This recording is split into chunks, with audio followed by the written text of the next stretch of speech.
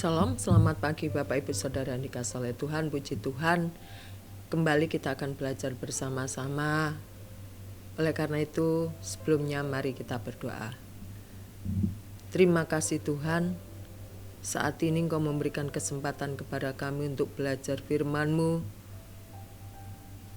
Kami rindu hidup kami senantiasa dipenuhi oleh kebenaran-Mu Tuhan, supaya kami makin hari makin melekat kepada Engkau, dan kehidupan kami boleh menjadi saluran berkat bagi banyak orang. Terima kasih di dalam nama Tuhan Yesus, haleluya, amin. Puji Tuhan. Bapak Ibu Saudara yang dikasihi oleh Tuhan, pada pagi hari ini kita akan belajar di dalam kitab Ulangan 31. Kitab Ulangan 31 ayat yang ke-8, dan pada pagi hari ini saya akan memberikan judul yaitu kesetiaan. Puji Tuhan. Kalau kita menilik dari kata bahasa Indonesia kesetiaan, dari akar kata setia mendapat awalan ke dan mendapat akhiran an. Setia. Puji Tuhan. Ya. Di dalam ayat yang ke-8 demikian bunyi firman Tuhan, Ulangan yang ke-31. Sebab Tuhan Dia sendiri akan berjalan di depanmu, Dia sendiri akan menyertai engkau. Dia tidak akan membiarkan engkau dan tidak akan meninggalkan engkau. Janganlah takut dan janganlah patah hati. Puji Tuhan. Firman Tuhan ini disampaikan oleh Musa kepada Yosua, di mana Yosua adalah menjadi penerus dari Musa. Di dalam ayat yang kedua sampai ke-6 kalau kita membaca, ada di sini dikatakan begini Bapak Ibu. Ayat kedua, berkatalah ia kepada mereka, aku sekarang berumur 120 tahun. Aku tidak dapat giat lagi, dan Tuhan telah berfirman kepadaku, sungai Yordan ini tidak akan kau seberangi. Tuhan Allahmu dialah yang akan menyeberang di depanmu. Dialah yang akan memunahkan bangsa-bangsa itu dari hadapanmu, sehingga engkau dapat memiliki negeri mereka. Yosua, dialah yang akan menyeberang di depanmu seperti yang difirmankan Tuhan, dan Tuhan akan melakukan terhadap mereka seperti yang dilakukannya terhadap Sihon dan Og, raja-raja orang Amori yang telah dipunahkannya itu terhadap negeri mereka. Ayat yang kelima, Tuhan akan menyerahkan mereka kepadamu, dan haruslah kamu melakukan kepada mereka tepat seperti perintah yang kusampaikan kepadamu. Kuatkan dan teguhkanlah hatimu, janganlah takut dan janganlah gemetar karena mereka, sebab Tuhan Allahmu dialah yang berjalan menyertai engkau. Ia tidak akan membiarkan engkau dan tidak akan meninggalkan engkau. Puji Tuhan. Ucapan ini disampaikan Musa kepada bangsanya, kepada bangsanya, di mana Musa pada waktu dia menyampaikan ini kepada bangsanya, dia sudah lanjut usia. Diharapkan bangsanya tetap setia kepada Tuhan. Jangan takut kepada orang-orang Amori, kepada kerajaan Amori. Kerajaan Amori saat itu adalah menjadi kerajaan yang sangat bengis, menjadi musuh bebuyutan orang-orang Israel. Ya. Sehingga dikuatkan oleh Musa bahwa kamu tidak perlu takut, kamu tidak perlu gemetar. Ya. Tuhan sendirilah yang akan memunahkan mereka. Tidak ada alasan untuk kamu menjadi takut. Maka di dalam ayat ke-6, kuatkan dan teguhkanlah hatimu. Janganlah takut dan janganlah gemetar karena mereka. Sebab Tuhan Allahmu dialah yang berjalan menyertai engkau. Bapak Ibu sekalian dikasihi oleh Tuhan, apa yang dikatakan Musa kepada bangsa Israel selalu menguatkan. Sebagai leader, dia memberikan semacam dorongan. Jangan pernah takut, jangan pernah gentar untuk menghadapi musuh. Karena kalau Tuhan menyertai, Tuhan berjalan di depanmu, engkau akan menjadi pemenangnya untuk melawan bangsa Amori. Lalu ayat yang ke-7 dan 8, lalu Musa memanggil Yosua dan berkata kepadanya di depan seluruh orang Israel, kuatkan dan teguhkanlah hatimu, sebab engkau akan masuk bersama-sama dengan bangsa ini ke negeri yang dijanjikan Tuhan dengan sumpah kepada nenek moyang mereka untuk memberikannya kepada mereka, dan engkau akan memimpin mereka sampai mereka memilikinya. Sebab Tuhan dia sendirilah akan berjalan di depanmu, dia sendiri akan menyertai engkau. Dia tidak akan membiarkan engkau dan tidak akan meninggalkan engkau. Janganlah takut dan janganlah patah hati. Hal ini disampaikan kepada Yosua karena Yosua selanjutnya akan menjadi tampuk pimpinan bangsa-bangsa Israel. Musa sudah lanjut usia pada saat Musa di awal tadi saya katakan memanggil orang-orang Israel untuk tetap kuat dan teguh.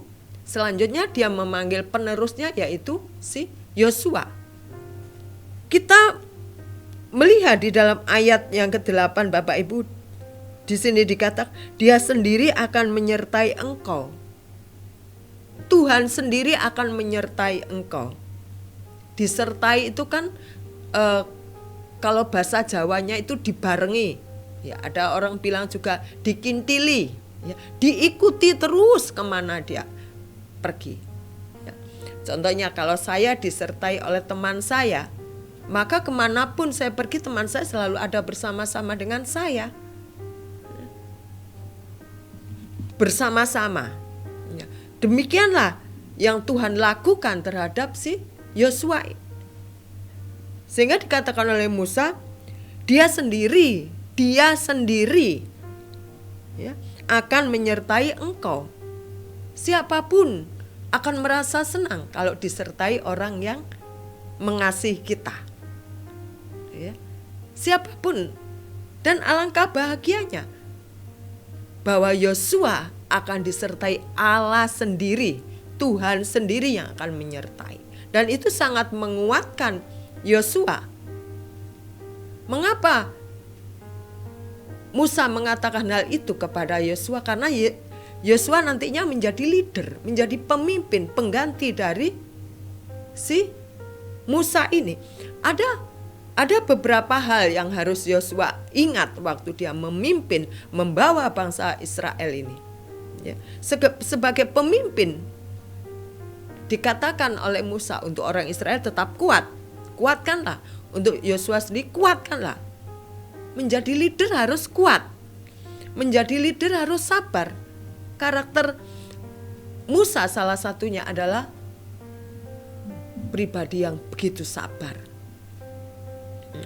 Mempunyai empati, peduli. Kalau nggak peduli, Musa nggak perlu memanggil Yosua penggantinya atau orang-orang Israel untuk tetap setia, ya, untuk tetap bertahan, untuk tetap percaya kepada Tuhan, dan dia akan menjadi pemenangnya dalam menghadapi bangsa Amori. Ya. Musa juga melayani rakyatnya, orang-orang Israel, dan itu disampaikan kepada Yosua sebagai penerus dalam memimpin orang-orang Israel. Dia akan menjadi seorang leader dan seorang pemimpin.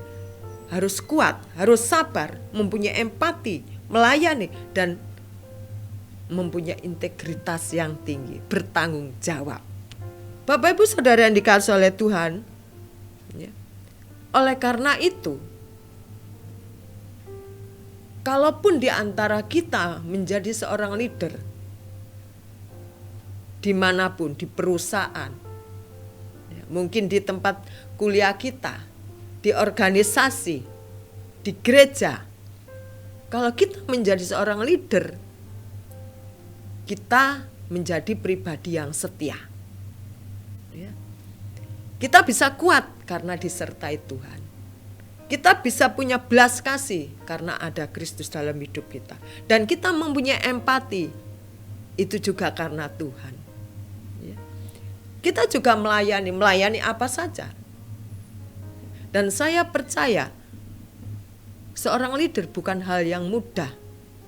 Beban itu untuk dipikul perlu kekuatan. Ya. Tetapi satu hal yang kita percaya, kalau disertai oleh Tuhan, apapun kita bisa kerjakan. Karena kita mengerjakannya tidak sendiri. Kita tidak melakukannya seorang diri. Kita melakukannya bersama Tuhan, Sang Pencipta langit dan bumi. Dialah kekuatan kita. Dialah pengharapan kita. Amin. Puji Tuhan. Bapak Ibu Saudara dikasih oleh Tuhan, apapun yang kita alami saat ini, kalau disertai oleh Tuhan, itu hal yang sangat istimewa. Amin. Puji Tuhan. Tetap percaya kepada Tuhan, bahwa Tuhan Yesus mengasihi Bapak Ibu Saudara sekalian dan juga saya. Terlebih lagi selalu hidup kita disertai oleh Tuhan. Puji Tuhan. Selamat pagi ya. Tetap percaya dan tetap optimis. Kita mau berdoa bersama-sama. Terima kasih Tuhan, kasih setiamu yang tidak pernah berhenti terus mengalir dalam kehidupan kami. Terima kasih penyertaan-Mu yang sungguh sempurna dalam kehidupan kami, yang sudah kami rasakan. Apapun yang terjadi dalam kehidupan kami, Engkau terus menyertai, Engkau terus ada bersama-sama dengan kami. Bukti kasih setia dan kasih sayang-Mu kepada kami. Terima kasih Tuhan, terima kasih. Biarlah jikalau kami menjadi seorang pemimpin, kami mempunyai karakter seperti Kristus. Oleh karena itu curahkan terus Roh Kudus-Mu dalam kehidupan kami, terus sehingga bisa membimbing kami, sehingga bisa memperbaiki karakter kami untuk menjadi pemimpin yang baik Tuhan. Terima kasih di dalam nama Tuhan Yesus, haleluya, amin. Selamat pagi, selamat beraktivitas, percayalah Tuhan Yesus berserta dengan kita, amin.